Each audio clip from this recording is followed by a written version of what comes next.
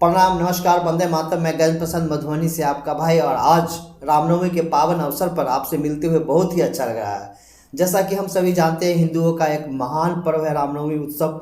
आज ही के दिन कहा जाता है कि प्रभु श्री राम का जन्म हुआ था, जो मर्यादा पुरुषोत्तम कहलाए आगे बढ़ करके।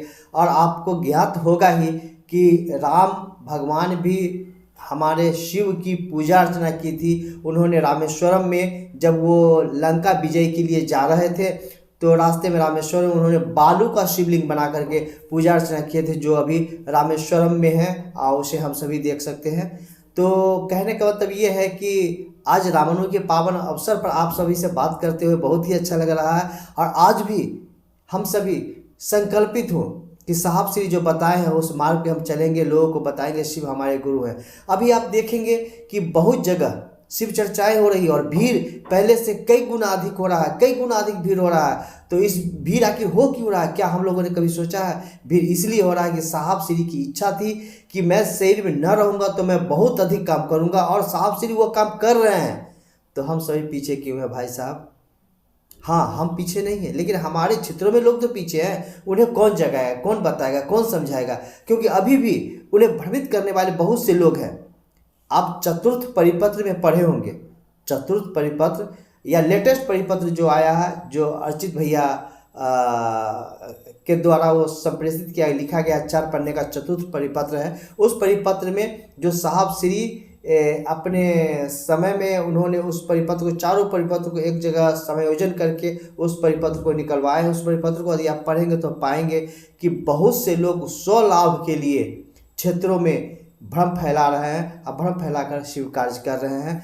और वो शिव कार्य नहीं हुआ, वो भ्रम फैला करके वो अपने आप को प्रतिष्ठित कर रहे हैं। तो दायित्व हमारा क्या है? हमारा भी तो दायित्व है ना कि लोगों के बीच जाकर को सही स्थिति से बतावे। क्योंकि आज भी लोग चाहते हैं कि खूब खर्चा कर रहा है। मैं कल गया था एक जगह, मालूम हुआ कि चर्चा हो रही है, तो उधर से मैं गुजर रहा था तो वहाँ गया। वहाँ मैंने देखा कि मुश्किल से 30-35-40 आदमी बैठे हुए थे, और वो बड़ा बड़ा साउंड बॉक्स लगा हुआ था, कैसियो वाले थे, नाल वाले थे, और वहाँ पर 30-35 आदमी के बीच में चर्चा हो रही थी। मैंने पूछा क्यों की ये चर्चा ऐसा? तो नहीं, मनता माना हुआ था कि हमको पोता होगा ना तो चर्चा कराएंगे। से कल उसका छठियार था तो आज चर्चा मनता उतार रहे हैं। बताइए, कहीं ना कहीं उसको तो भरोसा है ना कि महादेव गुरु सब कुछ देते हैं, तो उसके भरोसा क्यों ना महादेव गुरु से जोड़ दे। महादेव की आप यदि और भी काम करेंगे तो महादेव आपको और भी दया देंगे। बस शिव कार्य करें, लोगों के बीच शिव शिष्टता के पैगाम को फैलावे। और मुझे भी मौका मिला, मैं यही बात लोगों से कहा।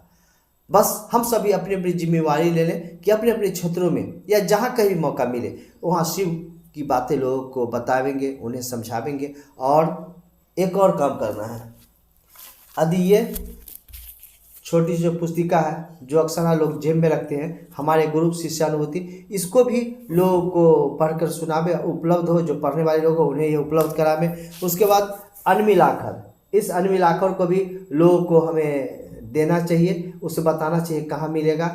यदि कहीं नहीं मिल रहा है मुख्यालय से, यदि उनकी दूरी बनी हुई है, वो नहीं जा पाते हैं, तो अमेजन से भी प्राप्त कर सकते हैं, जिसमें इसमें साहब श्री के विषय में लिखा गया है। और देख रहे हैं यहाँ पर अनुनीता आनंद और पंकज जीत भैया, ये दोनों मिलकर के इस पुस्तक को लिखे हैं साहब श्री के विषय में। और ये है आओ चले शिव की ओर। जब कोरोना काल में हम लोग सोए हुए थे, घरों में थे, साहब श्री हम लोग के लिए पुस्तक लिख रहे थे।